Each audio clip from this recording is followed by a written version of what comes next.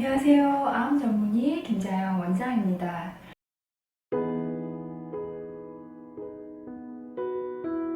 여러분 항암하실 때 녹즙 먹지 말라고 이야기 듣잖아요. 녹즙 먹으면 간 수치를 높일 수 있다. 간 기능이 안 좋을 수 있으니까 녹즙 먹지 말라고 그렇게 교육을 받는데 궁금하실 거예요. 암 환자들한테 녹즙이 그렇게 좋다고 하는데 항암작용이 그렇게 크다고 하는데 항암을 할 때 항암 주사를 맞을 때 정말로 녹즙을 먹으면 안 되는 건지 그리고 정말로 이게 간 수치를 높이는지 궁금하실 거예요. 그래서 오늘 그 점에 대해서 항암을 할 때 녹즙, 그 점에 대해서 이야기를 좀 할게요. 녹즙하고 항암하고 간 수치하고 요 이제 관계들을 이야기하기 위해서는 먼저, 녹즙이 왜 그렇게, 효과가 있는지, 건강에 왜 이렇게 중요하고 자연 치료를 하시는 분들이 거의 기본으로 하시는 게 녹즙인데 왜 그렇게 녹즙이 효과가 있는지 다시 한번 짚고 갈게요. 자, 녹즙은 살아있는 잎채소, 채소들을 착즙을 해서 먹는 거거든요.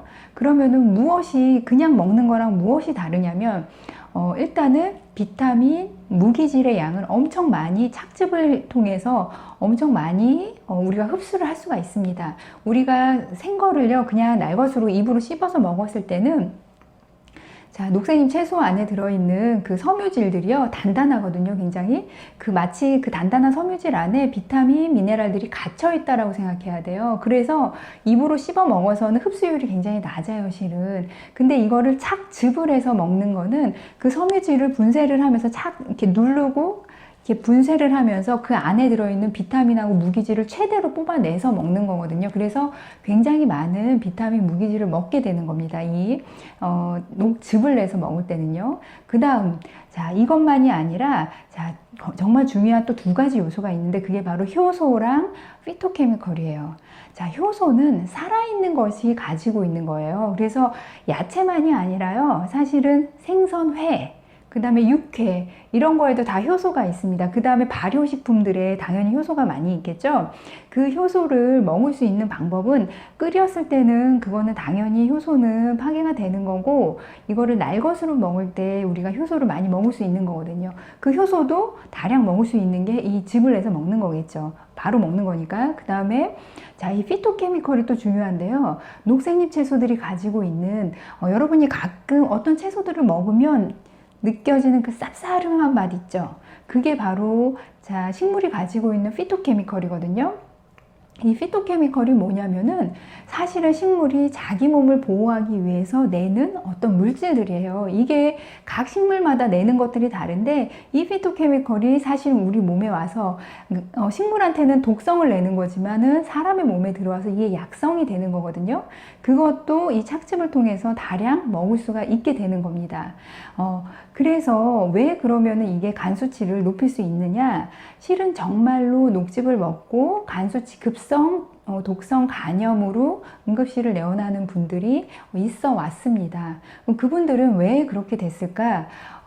사실 어떤 성분 때문에 특별히 이게 급성 간염을 일으켰는지 분명하진 않아요. 근데 추측해 볼 수 있는 건 뭐냐면 사실은 녹색잎, 녹즙, 또는 여기에 들어있는 정말 다량 들어있는 그 비타민 특히 B군은요, 사실은 원래는 간 기능을 높여줍니다. 간 기능에 쓰이는 많은 성분들의 또 조효소가 되기 때문에 이 비타민 B군, 이 녹색잎 채소를 사실은 먹으면은 간 기능이 올라가게 돼 있는데 왜 이게 도대체 급성 간염을 일으킬 수 있냐? 저는 이게 피토케미컬이라고 생각을 해요. 제가 아까 말씀드렸잖아요. 이 피토케미컬이라는 거는 원래 식물이 가지고 있는 독성이라고 그랬어요. 그래서 근데 이게 알고 봤더니 사람 몸에 들어오면은 이 독성이 몸을 자극하면서 여러 가지 기능을 올려주더라는 거죠. 그래서 이 피토케미컬을 우리가 먹는 건데 이 녹즙은 그렇게 짜서 먹으면 아마 다량 먹게 될 텐데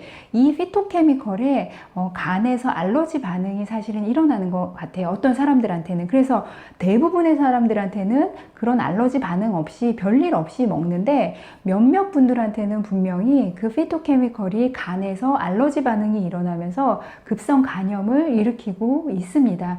그래서 이유는 모르지만 정말로 간 수치가 정말 올라가고 황달돼가지고 응급실 가는 분들이 계시거든요. 그래서 항암을 할 때는 왜 주의를 해야 되냐면, 항암을 하는 기간에는 여러분도 알다시피 백혈구 수치도 떨어지고 모든 수치가 떨어진다는 거는 모든 기능이 사실 떨어진다는 거예요. 그래서 여러분이 항암을 할 때 여러분의 간 수치가 정상이라고 할지라도 간이 뭔가 일을 하는 그 기능들은 사실 조금씩 다 떨어져 있다라고 봐야 되거든요.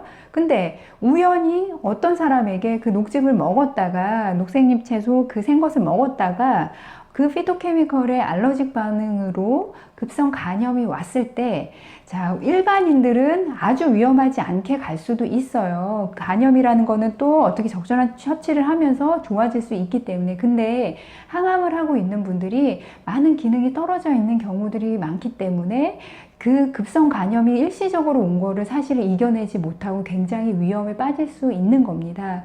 그래서 항암을 하는 기간에는 녹즙을 다량 먹는 거는 조금 위험할 수도 있을 것 같아요. 그래서 항암하는 우리 유방암 환자분들 보통 3주마다 8번 정도를 하시는 분들이 제일 많으니까 6개월 정도, 5개월 한 반 정도 하시는데, 그 기간하고 끝나고 나서 3주까지도 그 기간에는 녹즙은 피하시고 녹색잎 채소를 다른 방식으로 섭취를 하셔도 되고요. 하지만 항암이랑 다 끝나고 나서는 몸이 컨디션이 많이 돌아왔을 때는 다시 녹즙을 시작하시는 거는 컨디션 향상에 굉장히 도움이 많이 됩니다. 여러분, 오늘 좀 도움이 되셨나요? 자, 녹즙에 대해서 오늘 항암할 때 왜 드시면 위험할 수도 있는지에 대해서 이야기를 했습니다. 지금까지 암 전문의 김자영 원장이었습니다.